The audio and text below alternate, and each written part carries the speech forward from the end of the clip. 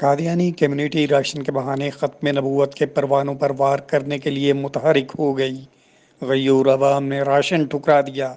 کراچی کے علاقے کرنگی میں مذموم سرگرمیاں جاری ہیں، تاہم رات کے اندھیرے میں ملنے والا راشن صبح علم ہونے پر اہل علاقہ نے واپس کر دیا۔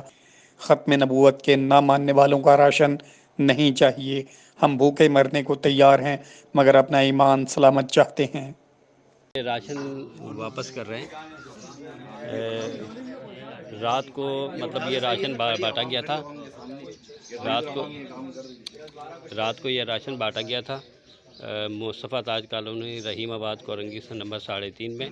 تو پتہ نہیں تھا کہ لوگوں کو کہ یہ مطلب یہ راشن بانٹا گیا ہے، اور آج صبح جو ہے نا جب رات کو تصدیق ہو گئی، سیلانی ویلفیئر ٹرسٹ کے کچھ کارندوں نے آ کے تصدیق کی کہ راشن قادیانیوں نے بانٹا ہے، تو عوام نے رضاکارانہ طور پر اور اپنی دینی حمیت کو جو ہے نا برقرار رکھتے ہوئے اس راشن کو واپس کر رہے ہیں۔ اور اہل سنت والجماعت کا کہنا ہے کہ ہم غریب صحیح لیکن جو ہے نا حضور صلی اللہ علیہ وسلم کے کسی بھی دشمن سے جو ختم نبوت پر یقین نہ رکھتا ہو، اور حضور صلی اللہ علیہ وسلم کے کسی بھی دشمن سے ہم راشن لینا پسند نہیں کرتے۔